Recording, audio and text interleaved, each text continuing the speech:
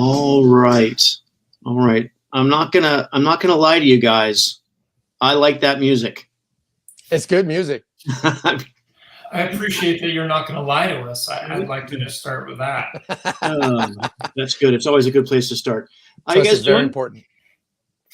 Good. I think, there's something I meant to say earlier today. Our friend Dan from Drink and Drop posted on Facebook today to embrace don't be afraid to embrace your limitations. And I'd like to embrace Dan's limitations today instead. But anyway, back to the Teen Titans. New Teen Titans. Excellent. Right. So tonight's show, we are going to talk about Teen Titans issue 1, volume 2. Yeah. There you go, Scott. All right. This is great news, except that I have only prepared to talk about Fantastic Four Annual number 5. Oh, shoot. Inked by Frank Giacoya. So yeah, I know. We tricked you. We tricked you again. So Scott was telling me, this is something I didn't know. This is often thought of as the Baxter Teen Titans. Is that what you're saying, Scott? Yeah. When people are often talking about, they're saying they call it the Baxter series because it's on this Baxter paper that was. Well, hello. Hang on a second. I forgot to do the business. All right. I'm sadly, I don't want to say sadly. I've had to resort to an American Coca-Cola today. It's corn syrup. I didn't have time. There's been a lot of deadlines going on, and all of my regular sweet go-tos. It was almost this or lemonade at this point. So let's just be thankful that there was one American Coke in the house. Oh my God, desperate times. And Scott, what do you got over there? I've just got some tea. It's been cold and rainy here all day, so I'm just trying to stay happy and warm. There you go. And I will be partaking of a local beverage, a lawnmower lager from Caldera, which is very tasty. Nice. Interesting. Very easy on the tongue. All right. We should mention this, I guess, at the start. Did you guys see this petition? Yes. No, love that. It's a petition going around. I think I saw it on Facebook, and I signed it. And Lord knows what will happen with this, but hey, that would be awfully nice if George could get that. Yeah, that would be very cool. Yeah. So thanks for bringing that up, Bill. Yeah. So before we get started on this issue of Teen Titans, look at that sweet dark poison. I mean, if you look at that, no human being should look at that and go, "Oh, I'll put that in my body." You know, it's like, funny. Why not look at motor oil and put it in your body? But you mean that drink that'll actually like clean pennies off and stuff? It is so good. It's a powerful fuel. It's the dark nectar for sure. Yeah, it's not healthy, but it's necessary. A taste that only this guy could love. Yeah. Little foreshadowing. Yeah, but so before we get into the book, I wanted to just to quick recap talk about why we're talking about it and why people talk about this issue in general. It's like Titans was I think pivotal for me as a comic book fan for a long time, just because George and Marv, like, these characters were really believable and relatable. And I think this might have been the first time as an artist I realized that you could make different body types, that you could have facial structures, that each character could be a true individual. So for me, this is one of the Titans was definitely that. I mean, because I loved all his previous work, but this is where I really think it's set. I really think I noticed it for the first time. Interesting. Absolutely. And this was the case where he got designed, most of the characters that were involved, the heroes and the villains and everything else. Whereas I think a lot of the books before this, he was handed designs, from previous creators. Mm-hmm. Mm-hmm. But yeah, even though this book was they thought it was only going to last maybe 6 issues and be canceled. It's their hard work and all of their effort and love into the medium that made this such a legendary run. Well, not only was the run impressive, and the comic book were impressive. Like, Jones, did you ever work on the cartoon, the Teen Titans cartoon? I have worked on the original Teen Titans cartoon. I Mhm. did a little bit of work on one episode of Teen Titans Go, and I had almost forgotten this until today. I worked on the Titans comic book. I don't know that we need to discuss that for very Oh, short that's time. right. We did some covers, right? You did some covers that I figured out, but I was briefly hired after Jeff had turned the job down. I was briefly hired as the monthly comic book artist on Titans. I got to work with the legend Marv Wolfman, and then I managed to get myself removed expeditiously off the book in a reasonably short amount of time. Probably Well, we've all had little guest something. appearances because I did like a fill-in issue too. Did you? Yeah. You probably don't want to try to do 2 monthly books at the same time when you can barely handle one. That would just be my advice to any up-and-coming creators. It's really difficult. I mean, this is one of the lessons that we didn't get to on our last episode, but the secrets of a successful comic book artist is don't bite off more than you can chew. I mean, the urge as a freelancer is to always take whatever work is offered because you never know. You never want to say no. You never want to say no, but you can't do that. You got to really schedule your time well. Or, well, I think you do. I mean, it's interesting, right? Like it's just like going to the gym or something like that. You do kind of need to push yourself, but if you try to go from bench pressing 120 pounds to 500 pounds, that's not going to work out for you very well. You know, right. And that was kind of what happened to me. Where unless you have a studio of guys that can help you raise that bar of 500 pounds because you're not doing it by yourself. But you can't but they have their own jobs too. You can't get them to just do your job. I know. But we do help each other from time to time. It's good to have an artistic spotter. Yeah. All right. It's always good to have friends. Yeah, absolutely, for sure. All right. So let's go ahead and you want to go on to the cover? Scott's been posting a lot of great George Perez stuff lately, and I feel like so Teen Titans, the first issue, there was actually a preview in DC Comics Presents, right? And they did like a preview issue, which I bought because I was buying DC Comics Presents because Jose Luis Garcia Lopez was drawing it. Plus, as a kid, I just loved the team up books. Like Marvel Team Up was my gateway drug to Spider-Man.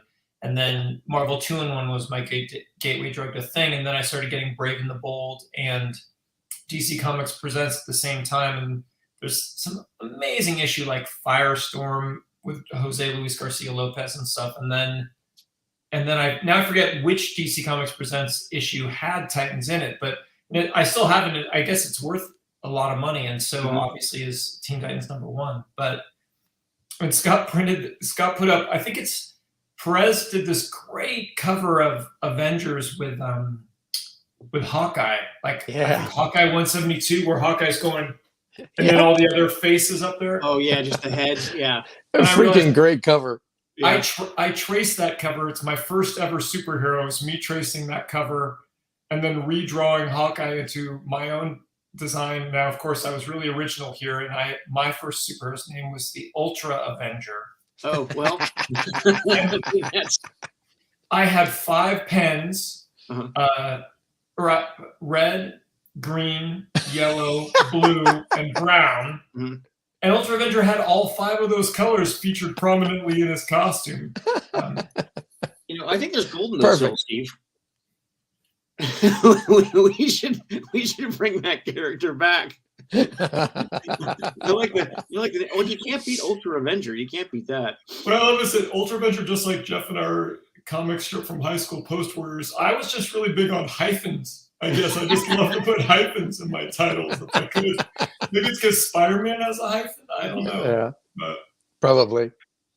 So I mean, Perez and Marv is again just an amazing, talented, and great guy. But boy, oh boy, were these comics good. I feel like it was.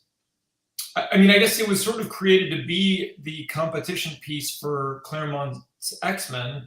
And I think it really was. It was probably the other book at that time where there was really a complete, coherent world within the world. Just like how the Claremont's X-Men was a universe unto itself within the Marvel universe. Same with Titans. I feel like, within the DC universe, this was a very special place.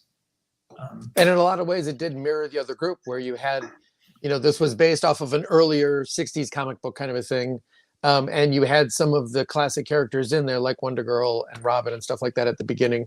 But then you introduced about a team or so of new characters with it.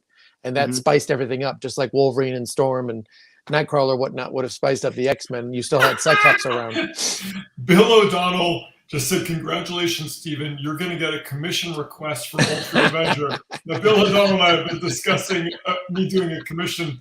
I don't think I could be happier. If only I could find him, but I think I can remember him. He has a brown cowl. I'm just warning you now. Perfect. Yeah.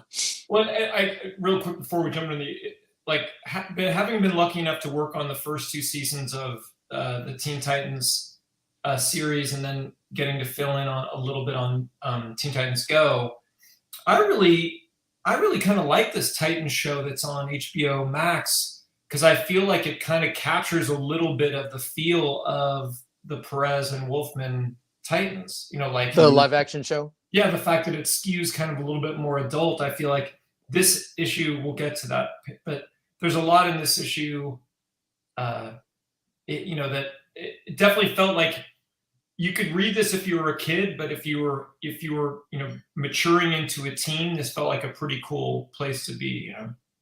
Absolutely. I also thought it was, if you didn't know anything about the Teen Titans, this is still a good jumping on point, right? Like you have all the history, and it's all, if you know it all, then you're just continuing the story. But if this is your first Titans book, I think you pretty much get it. Absolutely. They're really smart in this fact. Issue number 1, I don't think it developed very far along this time, as far as the way they're choreographed nowadays.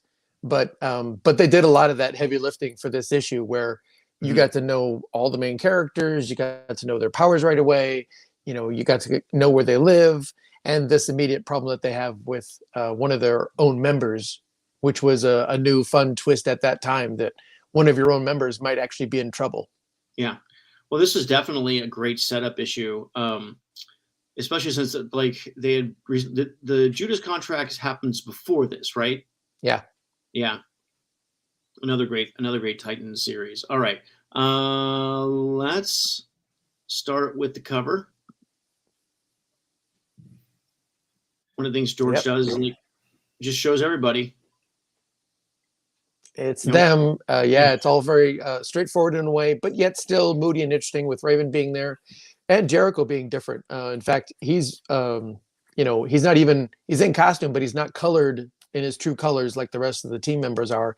He's already wrapped up in Raven's yellows and reds and Nightmare. Right, her hellscape. Right, we have a coming at you cover for everybody else, but then it's like, we're foreshadowing that Jericho's in trouble. Yeah. Right. And then like a great splash page. So I did something that I've been meaning to do. So here's the splash page. And one of the things I love about George's work, and especially just comics from this era, is how much they let the compositions do the work of the storytelling. And so that's just a great shot, setting up the war games. The story is all there. But then I really liked the mechanical flow of how he sets and plans for all the dialogue. Excellent. Thank you for doing that, Jeff. Yeah. Nicely done, Jeff. Plus, right, it's a great, there's what's interesting is there's sort of, if we follow the shadows in the dark down through Corey's hair, down to Cyborg, through Donna, Nightwing, and Changeling, and it follows a very similar path as well. Exactly. And this is, George's just draftsmanship and overall drawing ability is so great. You very rarely see a shot like this today, because either a lot of artists aren't good enough to draw this, or it would be based on a photograph where you wouldn't really be able to kind of cheat it to make it work like this. And so this is the combination of him using, probably referencing stuff, but creating it from his imagination to sort of and to have that level of depth where it's like, oh, you know, Donna's way the fuck in the background, Right. you know. That was the other thing I was going to mention was a lot of them are far away shots. I mean, Jericho's obviously he's the one in the foreground because he's the one that's hiding and stuff. But Right.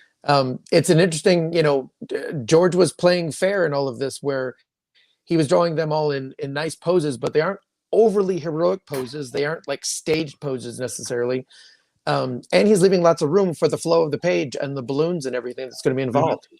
Well, and I think, and he's conscious that he's introducing the characters because the temptation to put Jericho closer to the camera, to do everything else the same, but to move Jericho in close. I mean, that's how I would have probably been tempted to want to do it.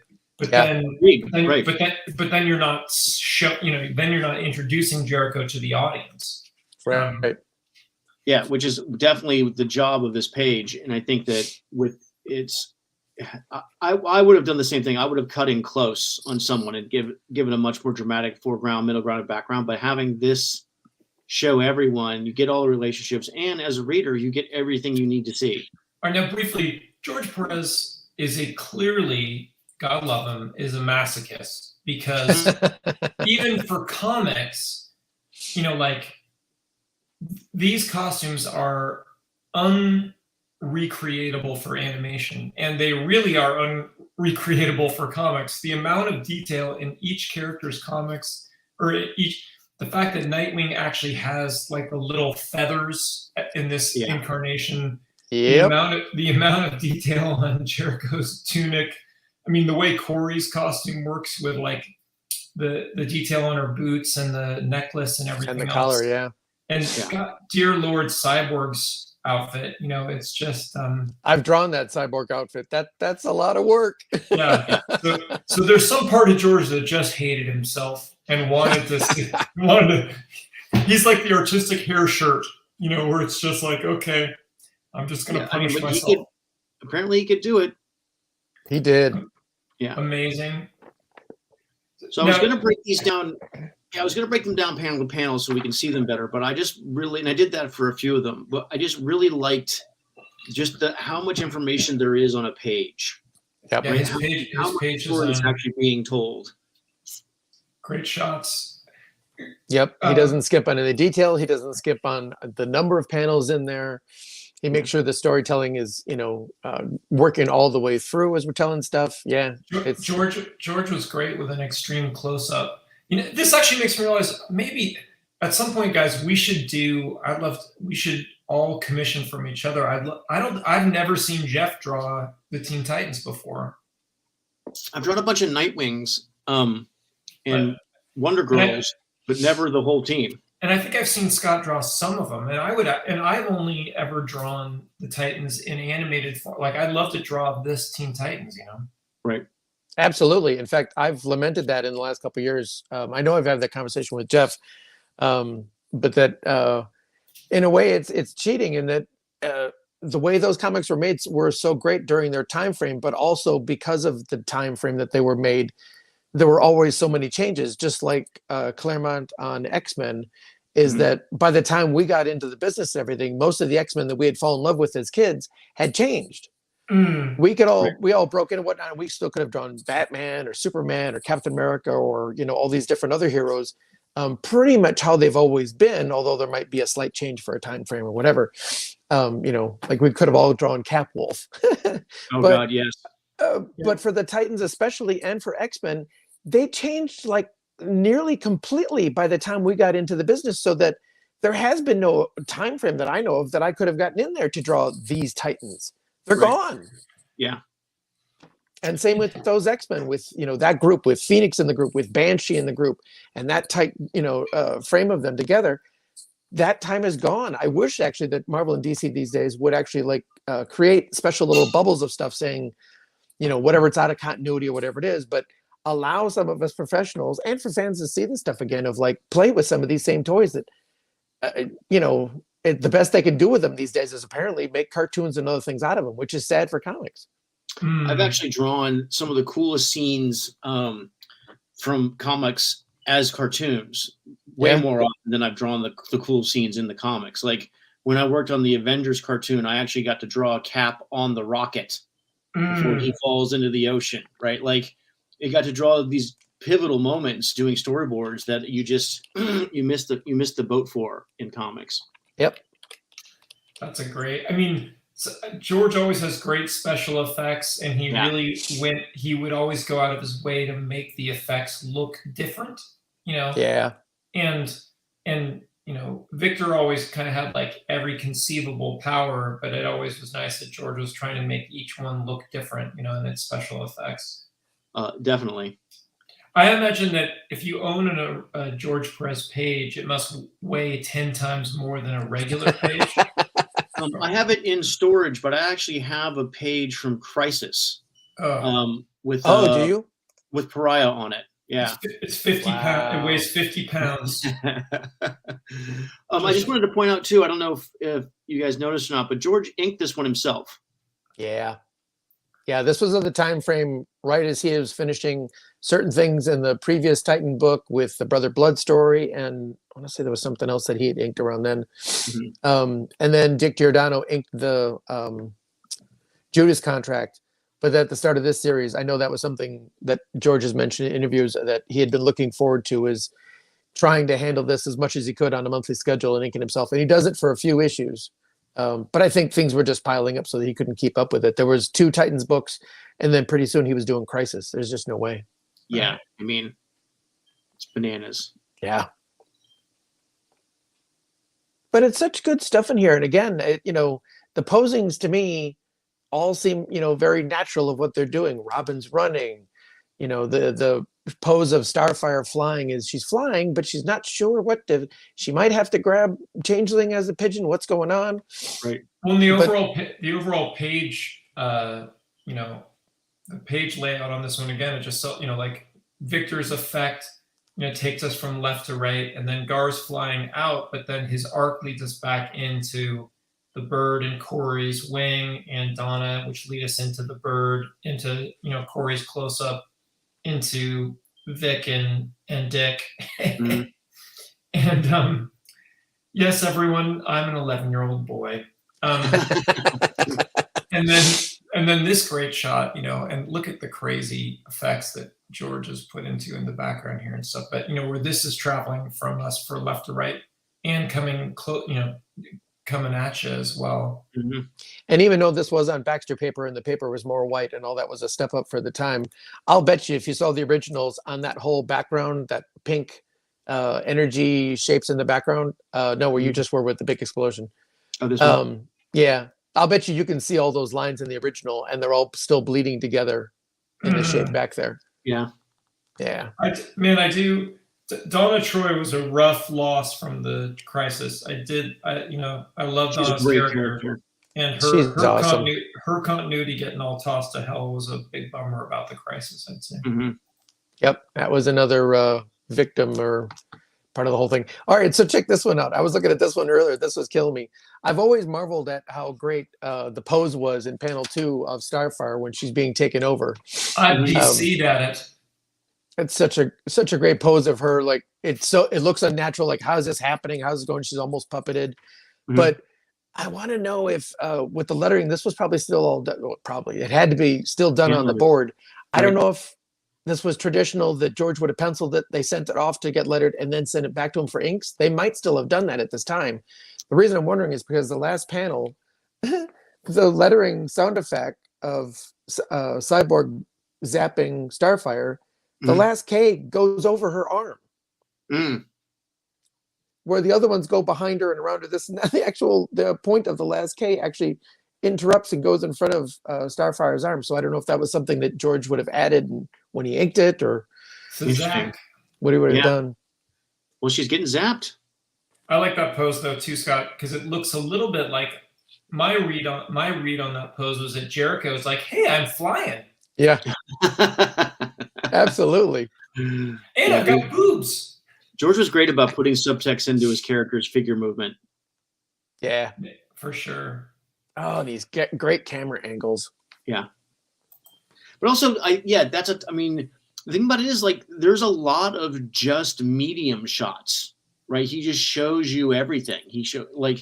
It's not super forced. There's not a ton of, like, fisheyeing. There's not a lot of perspective involved. Like it's like here, it's almost as though you're watching an old 3-camera TV show from the 80s. It's interesting though, because like sometimes we've looked at older stuff and sometimes it happens and there can be like a boring, not in a good way, sort of storyboard feel to it. But I don't know. When George does it, it's still somehow dynamic enough that it doesn't just look like you're looking at the same thing.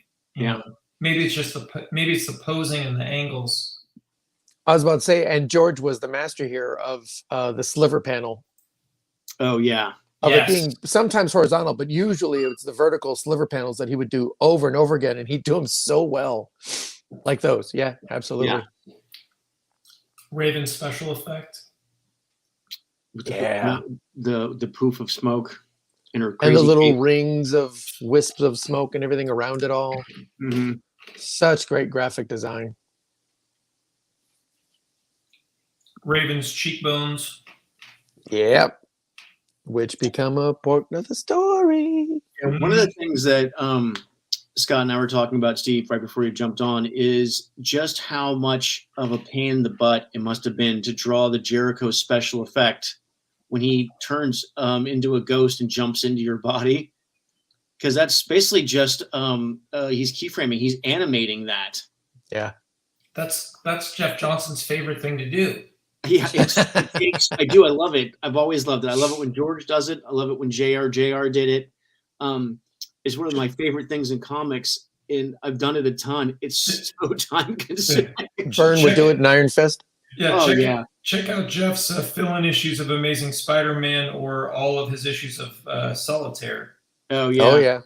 Well, I mean, I did it whenever I could. I did it all over Way of the Rat. Oh yeah. Look at that special effect. Now, Boom. Was that just inked in white, or was it just inked on a different layer of vellum or something? And I think he would do it on a different layer of vellum, and they would burn it in. They would do a burn of it. Yep. I remember those old days. Yeah. Where the print shop actually did a ton of work for you.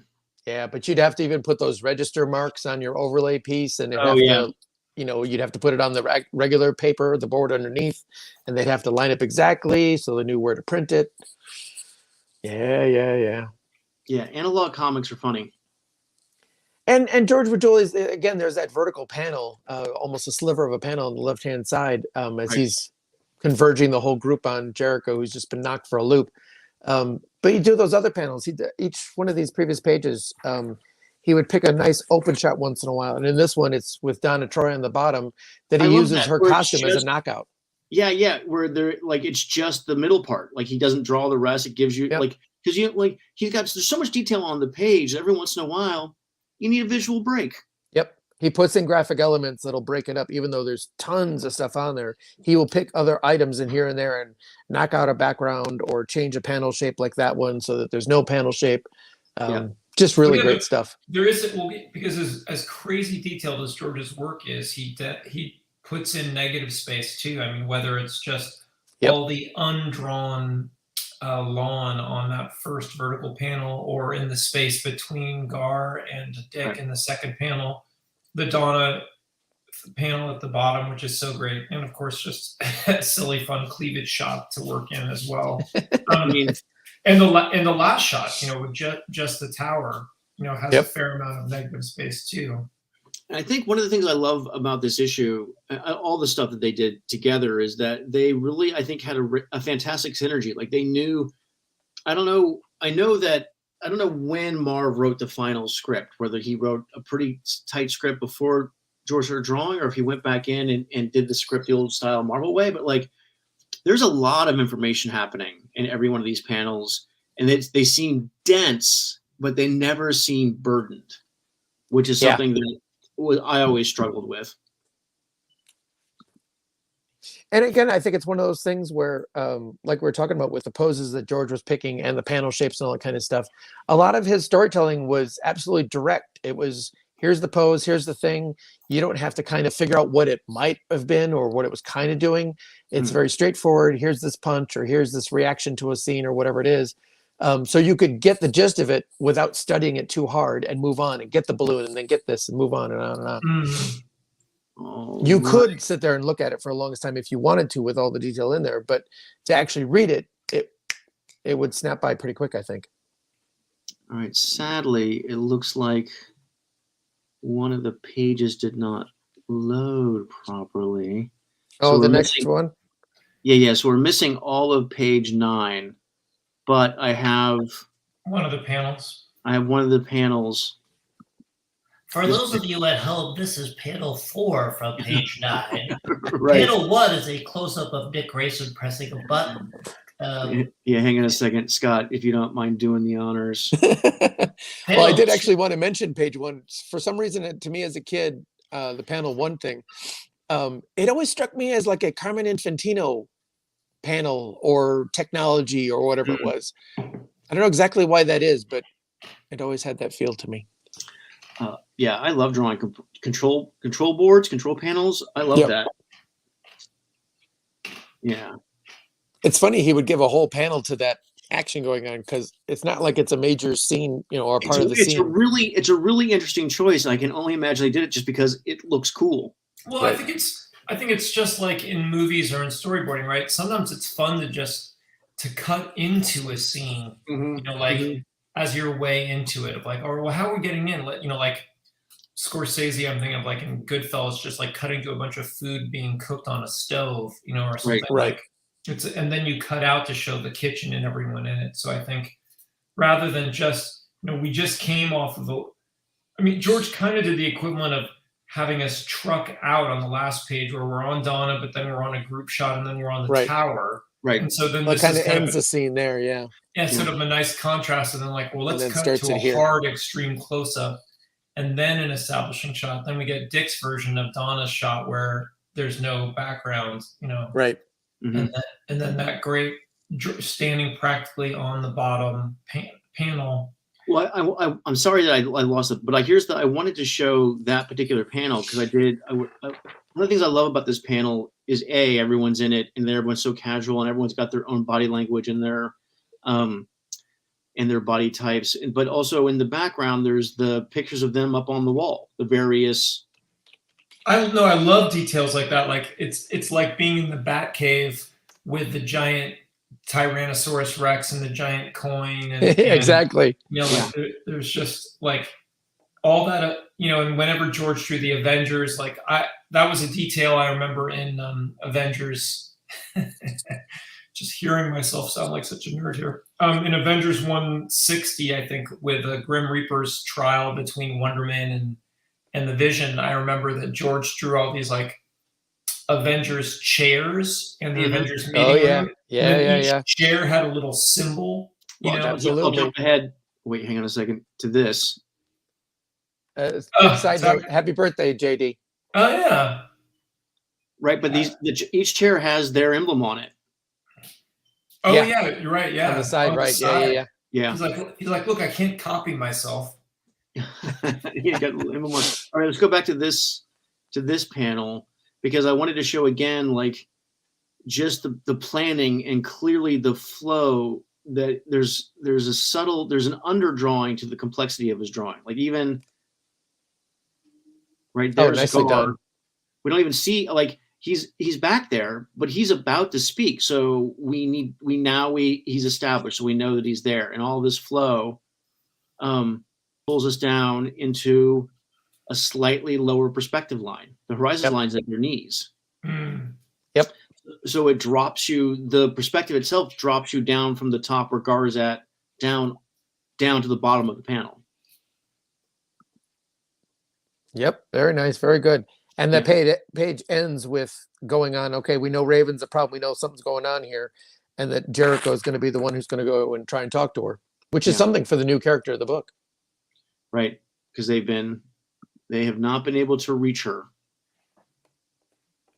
But they know something's wrong. They know something's wrong. And the guy who can't speak verbally is going to go try to speak with her. Yeah, exactly. It's really interesting character stuff. Making him mute was a really fantastic choice. Nice. Speaking of George and Marv, thinking about representation 40 years before people were really talking about it in the same way, Mhm. Wait, Jeff, let's go back to that whole page again, because that third panel, again, he's making a graphic element out of Raven's costume. Yeah. Do we He miss did a lot with her cloak. Do we miss the dark spooky page with Jericho and Raven? Oh, yeah. Oops, gotcha. It's such good stuff that she's in shadow in the whole bit. This whole identity of hers becomes such a great story point for this. All right. Yeah, and there's just the big shot, the attention to detail, the way Starfire's hair is on the table, and it's a table is a T. I mean, there's just a lot of thought making this world so consistently believable. And he usually did that with Corey too. Her pose, she was usually one of the more relaxed when they were doing those kind of situations. Other people would be standing or doing something, and she would be almost lounging a little bit. Mm-hmm. Yeah, her body language. Yep. And then we think that something's going to happen here, but she just pulls back. She's not going to let anybody help her. Yeah. Once again, I love her effect. And then he doesn't. Whenever he uses a lower or a high angle, it's very dramatic because he tends to have a ton of medium shots, a ton of like eye level, horizon line shots, where what's important is what's happening, not the angle that he's drawing. And it's so much easier to put drama into a shot by pushing the foreground and the background, and it's so much harder to just draw, in my opinion, just draw the drama as it's seen. And look, that was a 10-panel page. Yeah, and I feel like on that previous page, I feel like if you draw through panel 2 or panel 4 with Jericho and Raven or Gar and Raven, if you extend out those drawings, I feel fairly confident that everyone is where they would be. You know what I mean? Like, and shots like that become a really easy way to cheat, and George isn't cheating. No. And then just the cutaway. Right. Yeah. Pure George. What is the hardest possible way to draw this shot? Right. Every head, like the easiest way to do it is an upshot from the crowd where maybe you've got like one row of heads in the foreground and maybe a second row, in the foreground. And look, that's not a bad shot either. And then you have an upshot of the Tamaranians and of the palace and different stuff. Nope, we're just going to draw every freaking head. Romeo was not missing inking this page. It's a small, exactly. It's a small detail, but look at that weird little animal down there in the middle panel. Oh, yeah. It's like a weird alien cat thing. Right? Yeah. little cat monkey thing. Weird bird. Well, and who puts the detail in all of those columns that are sitting there with all the crowd that's dealing with there too? Like, wouldn't you take it easy on one of them? No. I forgot the Omega Men were like that's the spin-off group from Titans. Yeah.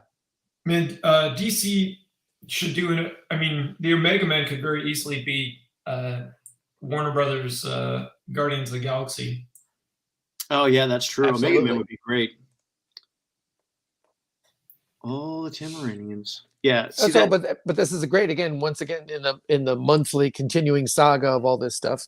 This is 2 pages to set up for what is if it's not the story after Trigon, then it's the following one after that of what's going to happen with Starfire, because now her whole situation could change. Mm-hmm. And back to the tower. I always love Here we go. This is the moment. Yeah. I always loved just that dark, spiky skyline. Yeah. Right? It's such an emotional, like, it just makes you feel, I don't know how accurate it is, but it always just makes you feel like that's the city. Gar in his PJs. Yeah. Absolutely. And he still has even lights in there, even though the Titans thing is the focal point in the foreground. Mm-hmm. There's still little white squares all throughout that city and skyline. No black on Titan's Island, as there wouldn't be except for the tower, Right.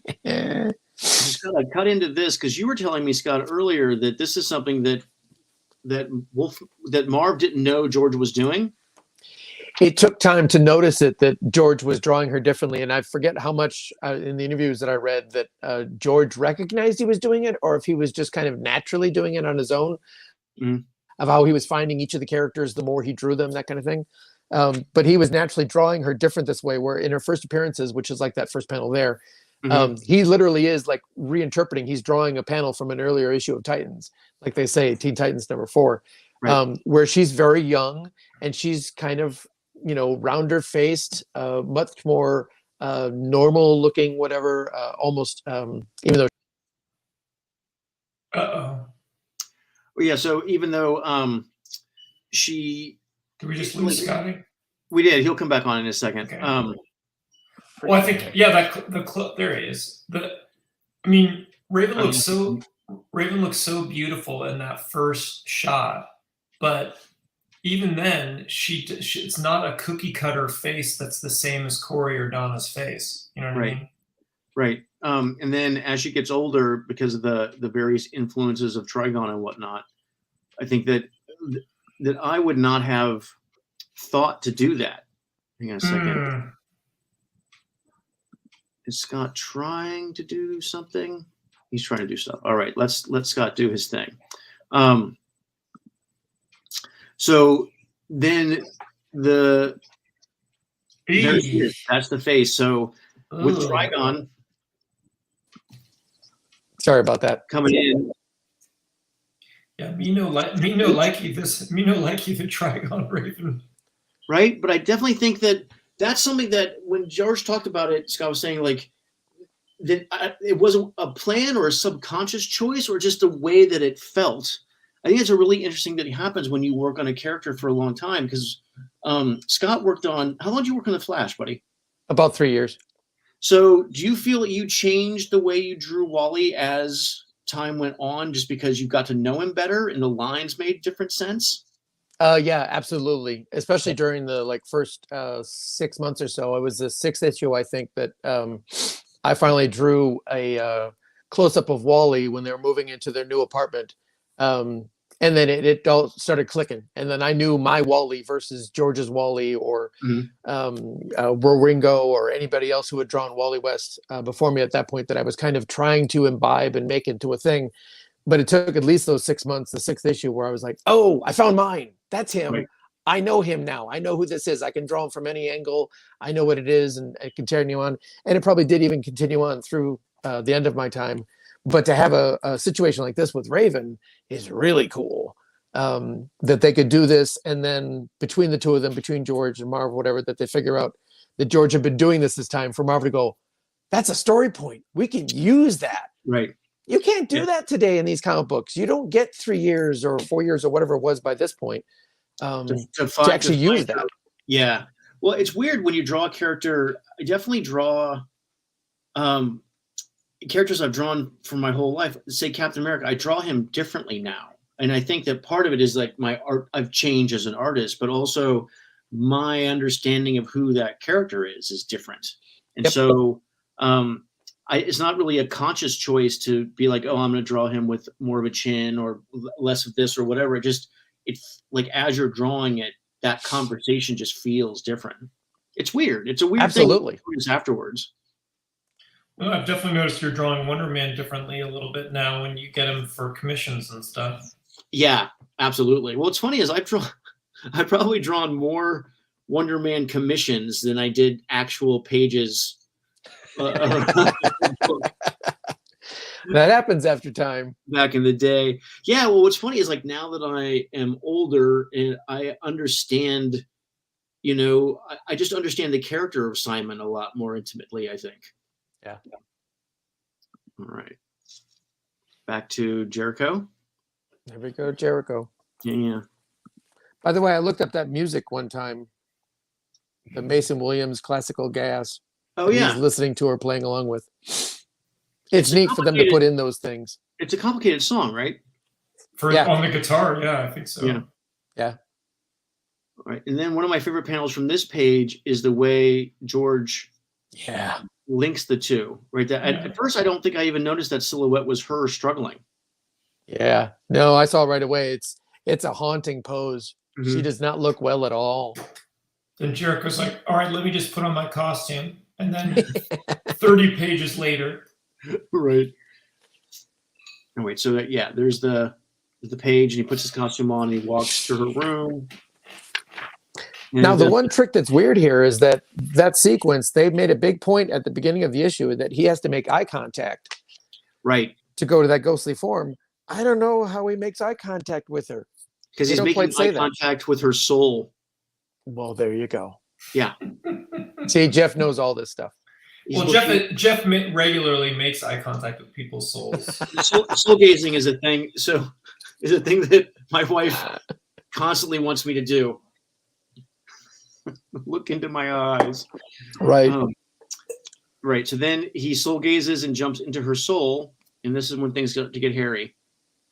Now, this is one of those things where you don't see it all. I didn't see it right away when I was looking at this first time. I know it took a couple readings to see in that bottom panel. Yeah, her profile. Yeah, that's Jericho. That overlaid white version of his body, or going in, and then her zooming in. Yeah. I somehow feel like the sound effect for that bottom shot should be no. Little dreamscape action, right? So there's the close up of that. Yeesh. Such cool and complicated stuff to be dealing with this stuff in just a silly little superhero comic book. Oh, so great. This crazy bridge of human suffering. Look at that madness. Looking at it, I just realized like I have this sort of go-to color that I tend to use when I'm doing my roughs and my storyboard, and I just realized it's the blue of Raven's outfit. That must be the first time I was exposed to this blue. Yeah. Imagine getting this in your script, Jeff, saying, well, she's walking along. It's not really her. It's Jericho in her body, but she's walking along this whole bridge of like dead people. Yeah. Heading in through this cyclone chasm of souls screaming around you. Oh, man. Because there's all faces there in that whole tunnel. Yeah. It's 9 a.m. Get that done by 6. Well, I got to meet George when I worked at CrossGen, and I asked him about his process, and he said that he basically sat on the couch with his lapboard, right? You know, on his chest and his knees, and he would envision the page, and then he would just start drawing it from the top left down to the bottom right. Wow. Yeah. See, I always work on the bottom right to the top left, but that's I mean, it's more of the old school Chinese way to do it, for sure. Man. And then you just flip it like into a mirror, right? Like, or you light box it so you can see it the other side. I have to draw a page so many times to get it right before I get to the final. Get out of there! Get out of there! Oh, Jericho, you're in too deep. No, and it's great that, you know, this whole like not knowing who's who and what the body and what's going on here, because you never know quite visually that would have been Jericho inside this Raven body doing this stuff, whatever. But I mean, what's great is starting with, you know, as Jericho enters Raven's soul or whatever, mm-hmm. You know, the storytelling rules that George was using change, and they change halfway through the page in that silhouette one, right? Like the top panel is a multi-panel thing of Jericho entering into Raven's, right? So that's using the storytelling rules of the rest of the issue. And then, reality, right? And then the bottom half is now we're using collage montage, you know, different storytelling images, and then when we go to that next crazy page, right, he's not doing stuff the way that he did it in the previous one, and that's even more true on the next page where there's that whole image behind all the panels. Yeah. But then that is still panel 5, right? Like Jericho is in panel 5, but panel 5 is also the whole page, right? Yep. Right. And that's Raven's mom. That's madness, right? Though, because I don't even think I noticed that at first. He was like, "That's the Raven being blown off of him," and then that meta panel behind him where he is sitting on that bridge. Is Yep. It's part of that whole background. But it's set up in the previous page, you know, Mhm. that's where it's all leading to. Yeah. And then another classic, you know, George sliver close up where it's like Yep. what it's like it's less than half of a page or half of a face. And then this next shot is actually a 2-page spread, right? Yeah. So Yeah. again, it's like George is giving himself different rules for what you can do in this part. And then it's like the way, you know, Trigon's blast is working, it really makes it doesn't make that much sense if you really think about it in any other way except the page layout. Right. Because his It's hand's a total cheat. His hand's not blasting toward us, but by doing it this way, you know, it allows it graphically is blowing Jericho away, and then those other panels can come out of the, you know, it's pretty amazing. Just kind of the crazy things you can do with storytelling in comics. Well, it's such graphic impact went up, but yeah, for this, he's basically doing that Z layout Mm-hmm. with the actions that are happening in the page. Yeah, and it's not necessarily, you know, a storyboard of that page at all. It's just for the layout, how it works as a 2-page spread. Yeah, right. It's like a Dr. Seuss layout. Yeah. And then again, you know, George is like, well, we're in crazy land, so I can do whatever the heck I want, you know, in terms of how I, you know, there's no gutters, basically. Right. There's no white gutters in this. Once we enter Dream World, they're bye white gutters. Which is a great way to separate it into being a dream world and just kind of the panels melding and doing different shapes and things. Yeah, Great choice. Did you see the mom down there in panel 1? Yeah. Oh, yeah. It's like that poor woman guarding these gates all this time. Yeah. 40 years ago, George just totally mastering the form and using it to, you know, tell the story.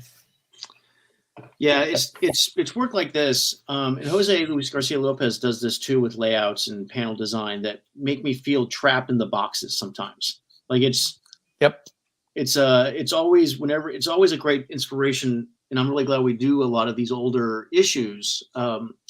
Because you forget, like doing years of storyboards, but also just desperately trying to figure out how to draw something.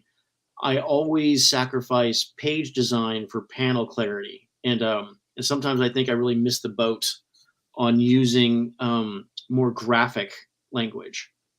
Yeah, I think it's just because, Jeff, your way of doing stuff is so much like the panel is a window into another reality, and you're thinking so much about the 3-dimensional world in each that you're seeing through each panel. Right. Sometimes and I don't say, you know, it's hard to remember that the whole page is 2-dimensional too, and the fact that you can there's so much craziness you can do with that aspect of it too. It's just something to think about and remember and learn. And George is doing both the SOB, you know. Yeah, absolutely. Oh wait, but that last panel, he did it one more time with Jericho with the multiple image of him falling. Yeah, him falling. Oh right, yeah, back into reality. How many? 1, 2, 3, 4, 5, 6, 7, 8 or 9 at least panels you can see before it starts shrinking into tiny little sketch dots that you see of Jericho falling. It's a great choice. Did you not do this whole page, Jeff? The one that you were just on? I thought I had it in there, but I missed it. So there's a great. I mean, just 12-year-old horny me. I think just the fact that Dick and Corey were in bed naked. Yeah, blew my mind, because it was also it's not really done exploitively. It's just I'm like, look, they're an adult. They're over 18. They're in an adult relationship, and this is how adults sleep. Yep. You know? Absolutely. It was. And I didn't think two things about it at all when it came out. I was like, oh yeah, it's a thing. Okay, yeah, I remember along. Right. And then it was like whatever within years afterward, I heard that fandom there was a whole bunch of rumble and oh my goodness, how could they? Yeah, no, they're a couple. There's just nothing nasty about it. It's just two adult people. Or I loved it because it was just aspirational. You know, as a kid. Because she's hot. I'm like, I want to grow up to be Dick Grayson and have Corey as my girlfriend. You know? Oh yeah, Absolutely. hot alien. Yeah, if you go up a little bit, Scott, to show the bottom panels, right when they come in. One of the things I always loved about this panel is the ridiculous, like, silk robe that they're both wearing. Neither one comes much below their junk. They're both very short little silk robes. But I did a cutout. I did because this is one of my favorite panels in the book. I wanted to mention that one. I feel so bad for Cyborg. Yeah. The man's got to wear that thing the whole time. He never gets a break. Never gets a break. Yeah, and also look at my favorite thing is Dick back there tying his robe. Yeah. Good storytelling. It's so great. Yeah. And then that's the last page. Yeah, and it was great, and it was super saying, scary and everything. And I think, you know, and George was making sure he was putting the real signs that, you know, that Jericho would say. Mm-hmm. Oh yeah, I'm sure they're 100% accurate. And at the end of the issue, they have this is one of my favorite covers of George ever. Is for the next issue. It's all leading to this whole situation. Oh yeah, that's a great one. Oh, that's a great cover. Mm-hmm. That the Titans have to do a seance to, like, you know, draw her up from hell or whatnot. Oh my God, that's so cool. I'm sure that the cover of that comic combined with certain modules of Dungeons and Dragons were used by some mother at like a Christian thing in the South saying, like, this is why comics and D&D are rotting America. So we were watching one of those Forensic Files things the other night, and they specifically did that, Steve. They talked about this one thing that happened, you know, it was back in the mid 80s or early 80s or something like that, when D&D was starting to get more popular. They specifically mentioned that in the show, and they showed the news bits at the time that the news people were like, some kids were playing D&D, and this guy over here was this, they had to kill him. And then they get 5 minutes into the actual thing when the police started talking to the kids and figure out what actually happened with this murder scenario. No, of course not. They had nothing to do with it at all. It was just a sensational news bit at the time. Yeah, crazy. A bad rap. There was a Tom Hanks, in between Bosom Buddies and Splash, Tom Hanks was in a made-for-TV movie. I hated that thing so much. Oh my God. Yeah. That thing infuriated me so much. Oh my God. Yeah, well, let's pretend that one didn't happen. All right, Joe. Yeah, so that was so. I think everyone should go back and get these books. Obviously, read these books. This was in the back of the book too. Oh yeah, let me see. Look, it's like an ad page. Holy cow! Subscribe to DC, folks. Yeah. Bill O'Donnell gets points for. We're just having fun. For quoting Abe Simpson. Oh yeah. It was a style at the time. Yep. I used to wear an onion on my belt. Yeah. Oh, what a great time for comics. Yeah, it really was. It was exceptional. It was definitely exceptional. All right, gentlemen, we did that one. Any final thoughts on this particular issue? Scott? If there's one critique I can give for the issue, we had mentioned it briefly before, Jeff, when we were talking about Scott. Mute him. Mute Scott's mic. Oh. Right, cut his mic. Again, the issue is an A+. It's a knock out of the park and everything else. But the way that comic books are looked at today, and the way that they're often judged, and how issue number ones have to be impactful and explain the scenario of the whole thing. For the Titans, even though we'd already loved it, so they already had their giant audience already in hand, and we knew who they were and everything. The one thing they didn't do in this first issue, which would have been nice, so we understood what this whole group was actually there for, was for them to fight crime or to catch somebody, to have a news blip out there, something on TV even, just to explain that these guys just caught the Fearsome Five or whoever that previously, even if they don't do it in the first pages. That's the only thing I can find in the entire issue that's missing at all, of all the great stuff that's in there. it would have been nice if we would have known that they were crime fighters and they weren't just superpowered kids who hang out in this giant T building. Exactly. But I was so programmed to I just knew so much about them. Like, oh yeah, the fact that that's not in the book never even occurred to me. Like, it was it's taken me 30 years to realize that was a missing component, and it's it's this much out of the whole pie. Yeah. There's so much in it, though. Steve, do you have any thoughts? I think we should probably write Marv and George both individually and separately and pass on this criticism. Bill is right, of course. I'm a heretic. I like Matt Nick 1983. Just old man yells at cloud. Oh yeah. I mean, it's funny. It just made me think that because I think I'd like for us to keep jumping between comics, animation, and movies here and there. And I was thinking that it would be fun to do an episode of The Simpsons. I immediately think of the monorail episode. Oh, that's because it does mention Batman. Monorail. I call the big one Bitey. Such a good. Well, I mean, it's so funny as we do these and as we keep it's tough because kind of like with X-Men 133 or with Simonson's first issue of Thor or this one or Michael Golden, but it's like I could talk about every issue of Claremont and Burns X-Men and their Marvel team up run and Iron Fist, Right. And then I would still probably enjoy talking about Cockrum to some degree and Paul Smith and JR and Silvestri. And I could go through every issue of so if we do this 20 years, I guess we could. Yeah, we have plenty of time. Well, one of the things that I think that is Bill O'Donnell, great suggestion also. He says Cape Fear episode. That's definitely Sideshow Bob just stepping on rakes for 20 minutes. Yeah, I will take you to heaven.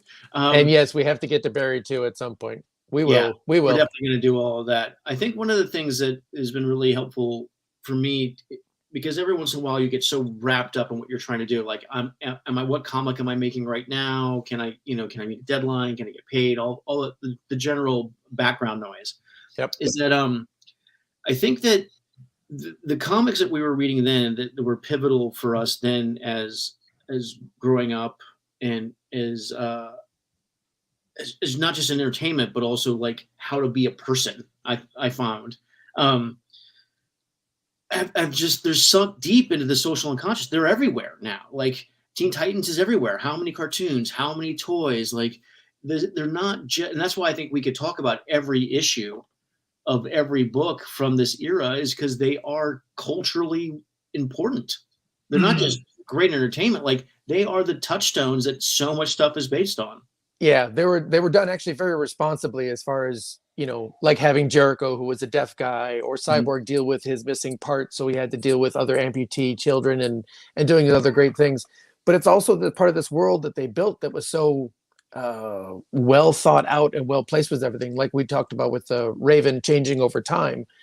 We just talked about this beforehand, but Jeff had forgotten that Jericho's origins, where he came from, wasn't just here and like right in the couple issues before this where he first popped up and joined the group. His origins go back to here because he's actually one of Deathstroke's sons. No, I mean, look, if we and do this is issue number 2 of Titans. I know that it's still connected to. I think I was a little bit asleep at the wheel when we agreed to this one, which is a great one. Like if I had been paying more attention, I would have pushed hard for Teen Titans number 2. Like that one. The first and this is a great issue. It's really good. Ravager. It's not at all. Raven doesn't look like a man. That's what we're talking about too, isn't it? Wait a minute, I think it's this one. Yeah, and this one, that Ravager guy, he's abusive to his girlfriend. Oh, he's a dick. Well, look, Slade Wilson and Wonder is his Girl father. And Stargirl come in and all this kind of stuff, which is it linked to issue number 1. They crash into her apartment. Yeah. So then they help her because he's such a jerk. All right. He looks like we the could do this evil stuff forever. He looks like the evil version of William Catt from Carrie. Yeah. In fact, Jeff, what I was telling you, this is that last scene. Mm-hmm. When spoiler, the Ravager guy dies at the end because he can't withstand the power that Terminator has. Some people Jeff, give him some power. There's some But this is the last similarity scene. in. I just realized that Jeff, I think, subconsciously stole a little bit of Ravager in Solitaire's costume. Oh yeah. The low wrist thing and the high boot and stuff, and all the weaponry and stuff. Yeah. The Yeah. unbalanced design, Some subconscious channeling of Mr. Perez. Oh yeah, absolutely. But this cover is actually that last scene I was telling you about, Jeff, where Ravager's dying, Mhm. and he's almost played a little bit sympathetic in this thing, where he's just trying to do this thing and kind of measure up to his dad and all sorts of stuff like that. Right. But in his death scene, all he wants to know is that he finished this contract that he took that was going to kill the Titans, and Raven uses her powers at the time to give him this vision. So as he's dying in the panels in the book, he gets to say that, oh, thank goodness I finished the contract. Right. So you're actually still even being nice to a guy who wants to murder and do stuff. Yeah, It's that's really what you deep, crazy stuff. Yeah, Raven's a great character. I mean, they're all great characters.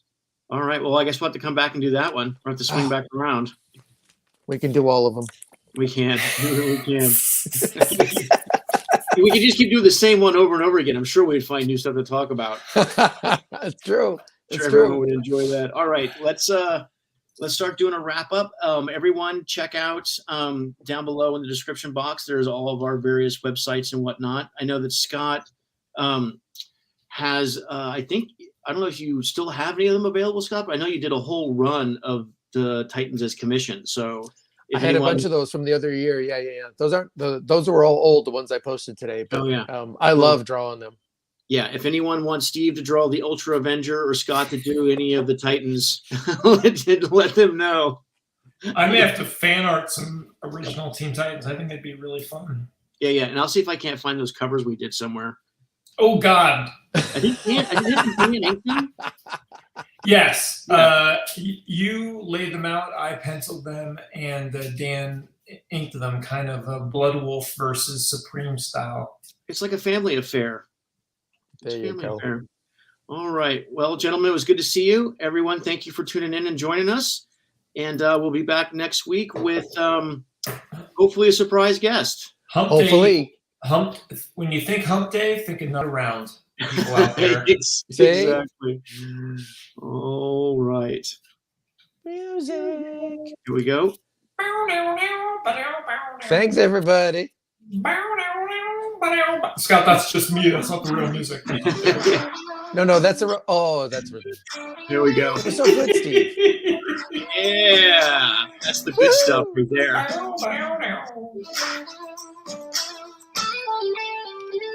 Thank you, Maury Hallowell. Yeah, thanks, Maury.